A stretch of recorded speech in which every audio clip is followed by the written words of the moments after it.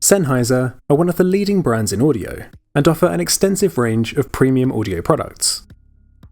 Today we'll be checking out the Momentum 3 Wireless, their top-tier active noise-cancelling headphones. These offer fantastic build quality, are packed full of smart features, and of course have Sennheiser's signature sound quality. But with an eye-watering $400 launch price, they're up against some tough competition in the premium ANC headphones market, especially with the likes of Sony's excellent WH-1000X M3. Having been available for some time now, the price has started to come down, so I thought it was a good time to reassess the value these flagship headphones offer in 2020. In this video, we'll be covering all of the specs and features in depth, and finding out exactly how these stack up against the competition. Let's take a look.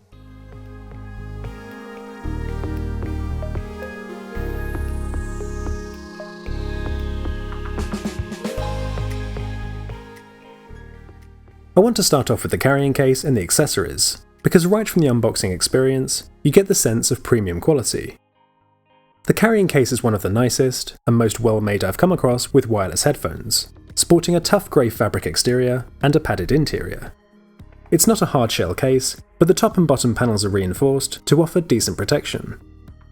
There's a tight elastic pouch inside to securely store the accessories, including the paperwork, a USB-C charging cable, an aux cable for wired listening, and a USB-C to A adapter, which you don't often see, but is a really nice addition. It's great that most companies are adopting USB-C in their headphones now, but they almost always include USB-A to C cables. Sennheiser adopt a more forward-thinking approach, and include a USB-C to C cable, which is great, but they've also recognised the potential compatibility issues you may have, and so include the adapter to suit whatever setup you want to use for charging. It would be great to see other companies following this example. The theme of high-quality design is continued with the headphones too, and this is one of the best selling points of the Momentum 3s. The build quality is first class, from the impeccable stitching on the genuine leather headband and ear cups, to the beautiful matte steel yokes. The use of genuine leather clearly adds to the premium aesthetic, but for those who would want to avoid using animal products, this may be an issue and possibly a deal breaker. The Momentum 3 stand out in a competitive market of often very similar looking headphones, and though I can recognise and appreciate the beauty in the design, I'd personally much rather have seen perhaps a vegan leather alternative, so this was disappointing. But for those not bothered by this, the appearance and build quality are one of, if not the, most compelling reason to buy these headphones. The ear cups are foldable, and they gently click open into position, and doing so will trigger the automatic power on. There's no power button on the headphones at all. You simply open the ear cups to power them on, and close them to turn them off, the same feature we saw with Jabra's Elite 85H. I mostly enjoy, but have mixed feelings about, this auto power on design, because on the one hand, it's convenient to just take out the headphones, put them on as normal, and immediately start listening to your music without having to do anything else. You can technically hold down the play-pause button for 5 seconds to power them off, which will let you wear the headphones around your neck without draining the battery. But you then have to fold and reopen them to power them back on, so sometimes having a dedicated power button does pay off. The headphone jack and included audio cable allow you to use the headphones with a wired connection, including when the battery runs out. But if this does happen, you'd better make sure you have the included cable with you, because the port on the headphones is 2.5mm, not the standard 3.5. But worse than this is that the opening for the port has a couple of grooves, which align only with the included cable, with the idea being that you can then twist to lock the cable in place. I really don't understand this design choice at all, because it's extremely tough to attach and remove the cable, it's tricky to get lined up in the first place, and essentially means you can only use the included cable with them. Personally, I'll almost always use a wireless connection, but I can definitely see this being a problem for those who like to listen with the wire. One way around this though, and quite a rare benefit of these headphones, is that you can listen to your music through a USB-C cable. This means that you can plug directly into smartphones that no longer have the headphone jack, and even into computers where you may be able to charge the headphones as you use them. You don't have to use the included USB-C cable, and the only limitation is that the headphones do need to be powered on for this. The controls and ports are all located on the right ear cup. You've got a full range of controls here, including for skipping songs, which were mapped out pretty intuitively. The volume and play buttons are a little difficult to distinguish, and the volume buttons don't give a nice and clicky response like the play button does, but the separate button for the voice assistant is great, and much easier to use. The issue with cramming all of the ports and controls on one ear cup is that some of them get pushed quite high up. The noise cancelling switch is especially tricky to get to, but the slider mechanism is quite a nice way to quickly switch the listening mode between transparency or noise cancelling. The ear cups themselves have thick and plush padding, offer good flexibility of movement, and are spacious enough to allow your ears room to breathe. They don't rotate fully, so you can't fold them down flat, but as a result, the headphones maintain their structure well and don't seem as flimsy as some of the rotating ear cup designs. The unique sliding mechanism to adjust the size works pretty well, and I'd expect these headphones to suit even large head sizes. The padding on the headband could be a little thicker, and I did start to notice the pressure at the crown of my head after an hour or so. The clamping force wasn't too high though, and I actually found these a lot more comfortable to wear than I expected, certainly more so than the appearance would suggest. These still fall behind competitors like Sony and Bose, which both offer much lighter alternatives to Sennheiser's over 300g option, so I think a lighter design would really help improve comfort. The ear cups form a tight seal around the ear to provide excellent passive noise isolation. The headphones block the majority of noise passively before you even turn on ANC. With ANC turned on though, the headphones demonstrate really good noise cancelling performance. They do a great job blocking out lower frequencies like wind noise, and even some higher frequencies like voices and passing traffic. Having ANC turned on doesn't noticeably affect the audio performance either, which has definitely been a problem before in some competing headphones. Again, these are still behind Bose and Sony for noise cancelling performance, but are certainly one of the better performers I've tested. You can actually customize the level of noise cancelling within the Sennheiser Smart Control app. Maximum is the default, and I'd expect the one that you'll use most often. Anti-wind is the least noise cancelling, and as the name suggests, tries to focus specifically on wind noise. The headphones do a reasonable job of this, but you should think of this more as low noise cancelling than specifically anti-wind. Anti-pressure is especially interesting though, because this provides almost as good noise cancelling as maximum, but I could genuinely feel less pressure in my ears. For those who complain of that cabin pressure sensation wearing ANC headphones, this is definitely something worth considering. The next option is for the transparency mode. You can select whether or not your music keeps playing when you activate it, and this will mix in the surrounding ambient noise with your music whilst you listen. But if you turn it off, then your music will mute, not pause, whilst transparency mode is on, so you might want this to quickly hear something in your surroundings before going back to your music. The third option is the custom equalizer, which has an interesting design that lets you apply live changes to your music, which really helps you to set the EQ exactly as you want it. Often when companies try to do something innovative with the EQ design, it just makes it more complicated. But I actually found this interface was really intuitive to use, though there is a standard EQ layout if you prefer something more familiar. If you want to tweak your custom preset, then you can apply instant updates as you're listening, plus you can save multiple presets at once. What's great is that all of the settings and changes you apply are saved to the headphones, including the equalizer, so you don't need to use the app in order to use your customized settings. In fact, I downloaded the app for Android and found all of my preferences already configured. In device settings, you have access to more of the headphone smart features, including Smart Play and Pause, which will automatically play and pause your music as you put on the headphones and take them off. It activates really quickly, and will even work just by lifting the right ear cup, which is great if you want to quickly hear someone speaking and then get back to your music. In an ideal world, I'd have Smart Play only activate after the first time you turn them on and press play yourself. With Smart Play turned on, when you open the headphones they'll power on, and then your music will immediately resume when you place them on your head.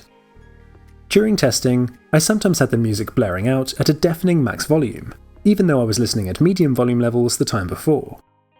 Any subsequent times I used it was absolutely fine. It's just that initial autoplay after turning the headphones on that fills me with unease. You can disable Smart Play only and keep Smart Pause on, which headphones with this feature don't often let you do. But this disables autoplay entirely, not just for the first time you put them on. I still want to be able to use Smart Play because it's super convenient. I just don't want to be playing Russian roulette with my hearing when I first put them on. Sennheiser, please fix this. Also in the settings, you can change prompts to be tone only or turn them off altogether, but I found the voice prompts to be very brief and worthwhile keeping on, especially for the vocalized battery update. Ideally, this would fade your music out as it tells you, since it's pretty tough to hear, even at typical listening levels, but you can always pause first to hear this clearly. You can also see and manage a list of your connected devices here, as well as update the firmware. But there are two smart features that you really want to take notice of. The first is Alexa integration, replacing your phone's default voice assistant to instantly access Alexa through the app. This grants you access to any compatible Alexa skills and gives you control over your smart devices directly from your headphones. It isn't hands-free, so you need to press the button on the headphones, and though it does summon Alexa fairly quickly, it also stutters a bit as it fades your music out to listen to the command, and then fades the music back in when it's done. You may prefer to simply use your phone's built-in assistant, but it's super fast to toggle this on or off and is a great option to have built in. The second major smart feature really separates these headphones from the competition, and that's tile tracking. Using the Tile app, you can actually ring your headphones if you can't find them, even when they're powered off. The headphones will even vibrate and play a loud sound until you turn them on or let the app know you found them. Note that you need to be within Bluetooth range for this to work, but like any Tile product, you can still use the map to see the headphone's last known location. The Tile app is free to download, and you don't need to pay for a subscription to track your headphones, so this is definitely one of the most unique headphone features out there. The final thing the app allows you to do is accurately track the battery life, which leads me onto one of the weaker aspects of the headphones. The Momentum 3s are rated for just 17 hours of battery life, and in fairness, they did pass this on both iOS and Android. The battery performance isn't bad, but most of the flagship competitors do beat this, with some headphones, like the Elite 85H, reaching over 35 hours. Surprisingly, there wasn't a drastic difference in performance with ANC turned on, which usually takes a toll on battery life, but this will vary depending on the noise cancelling mode. These are fast charge compatible, with a 10-minute charge giving me almost 2 hours of playback, and the total charging time averaged under 3 hours. But from the weakest aspect, we now arrive at one of the strongest, which is connectivity.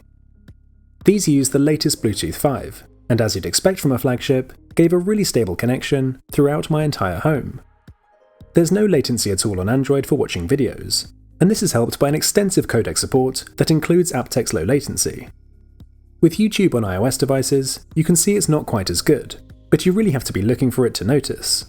So in general, these are great for watching videos.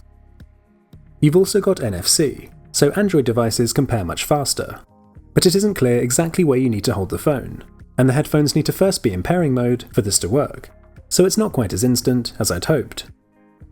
But the standout feature for me is fantastic multi-point support. Not only can you have two devices connected at the same time, but you can press play on the other device and it immediately switches over. No delay, no need to pause on the first device beforehand, it just works.